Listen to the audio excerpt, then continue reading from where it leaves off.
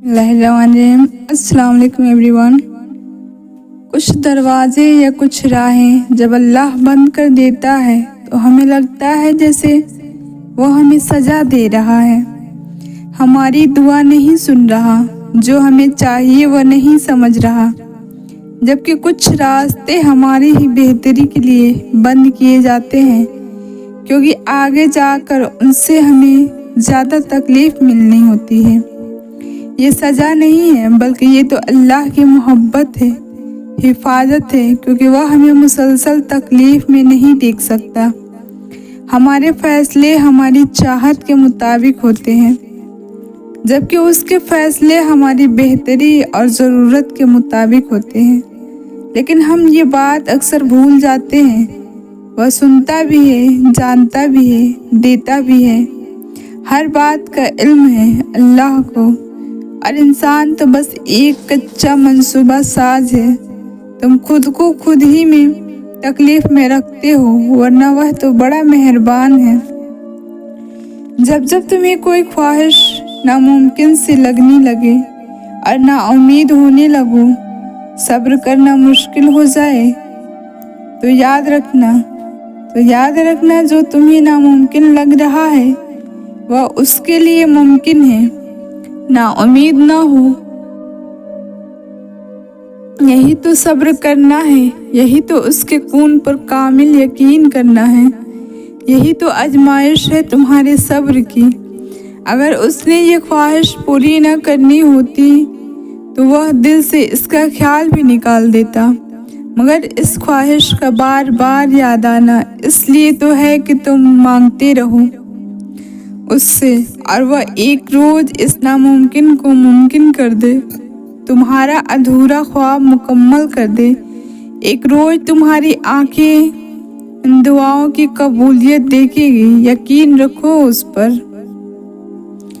जब तुम गम से परेशान होते हो, जब तुम अल्लाह से दुआएं करके आंसू बहाते हो, जब तुम्हें लग रहा होता है कि सब खत्म हो गया, जब तुम्हें लग रहा होता है कि तुम्हारी दुआओं को सुना नहीं गया, जब तुम्हें लग रहा होता है कि अब जवाब नहीं आएगा, तब अल्लाह तुम्हें देख रहे होते हैं, तुम्हारी दुआओं को सुन रहे होते हैं। वह मुस्कुराते होंगे तुम्हें दुआ मांगता देख के कि मेरी बंदी या बंदा मुझे कितने प्यार से बुला रहा है, कितनी मोहब्बत से दुआएं मांग रहा है।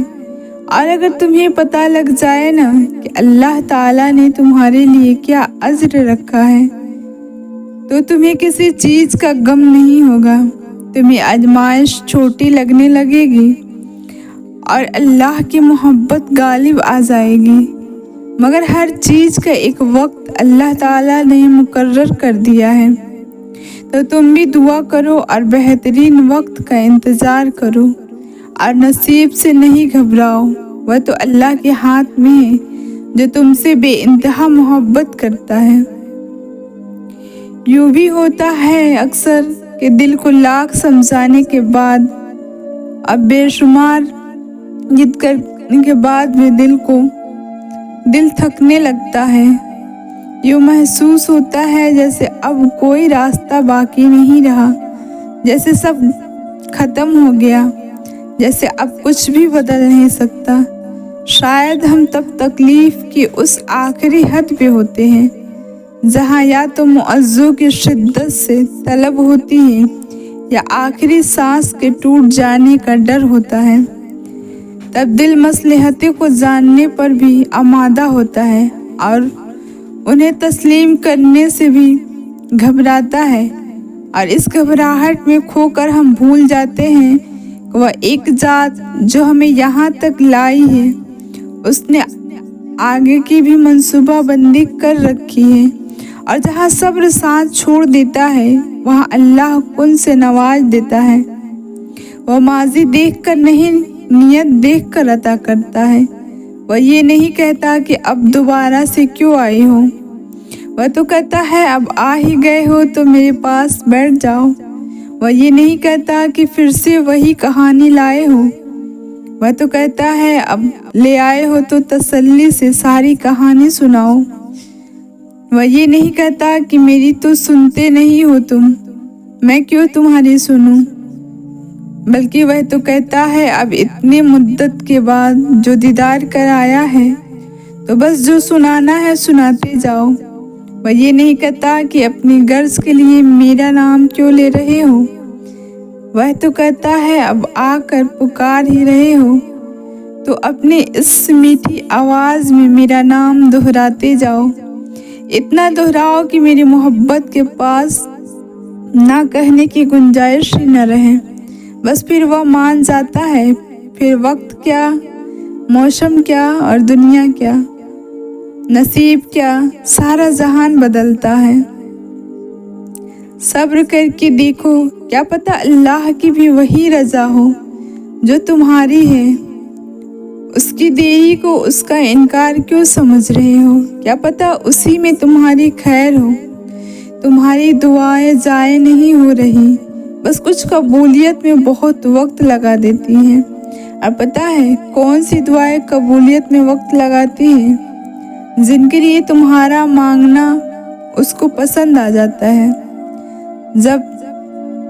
جن پر وہ کن کا سوچ چکا ہوتا ہے، تو پھر کیوں پریشان ہوتے ہو یہ سوچ سوچ کے کہ اللہ کے قبولیت کے دروازے تمہارے لیے اب تک بند ہیں۔ اگر اللہ نے تمہارے لیے کوئی وسیلہ بنانا ہوتا تو وہ تمہیں اپنے در کا پتہ بھی نہ دیتا۔ اس کی رحمت کو تو یہ گوارا ہی نہیں کہ کوئی اس کے در پر آئے اور خالی ہاتھ چلا جائے۔ ابھی تک اللہ کی جانب سے کوئی جواب نہیں آیا تو مطلب دعا مانگتے رہنا ہے، کیونکہ ہو سکتا ہے اللہ بھی تمہیں وہی دینا چاہتا ہو جو تم اس سے مانگتے ہو۔ دعائیں تو سب کی قبول ہو جاتی ہے، پر خاص دعاؤں کی قبولیت کا راز تو اللہ نے سجدے میں چھپا رکھا ہے، اور سجدے تک ہر ایک کو رسائی نہیں۔ اس مقام تک تو صرف وہی لوگ آتے ہیں جن کی دعاؤں کو اللہ نے نئے سرے سے ان کے پسندیدہ انداز میں قبول کرنا ہوتا ہے۔ اللہ کی عطا کی خزانے تو بے شمار ہیں، اور وہ تو بن مانگے بھی نواز دیتا ہے، پھر سجدے کی لذت سے کسی کسی کو آشنا کرتا ہے، اور جب کوئی سجدے میں گر کر اپنا آپ اللہ کو سونپ دیتا ہے تو پھر اللہ اس کے لیے کافی ہو جاتا ہے۔ اور اس کا کافی ہو جانا جانتے ہو کیسا ہے؟ تمہاری راہ میں آئی رکاوٹوں کی ہر چٹان کو وہ لمحوں میں گرا دیتا ہے، تمہارے چاہنے سے پہلے ہی تمہاری چاہ کو تمہارا مقدر بنا دیتا ہے، تمہاری دعا میں ہاتھ اٹھانے سے پہلے ہی دعاؤں کو قبول فرما لیتا ہے، تمہارے دکھ درد تکلیف وہ پہلے سجدے میں ہی سمیٹ لیتا ہے، اور تم پر اپنی رحمت کی چادر چڑھا دیتا ہے۔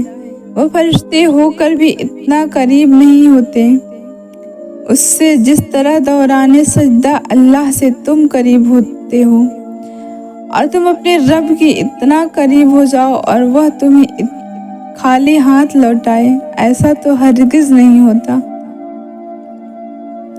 اور تمہیں پروردگار عنقریب وہ کچھ عطا فرمائے گا کہ تم خوش ہو جاؤ گے۔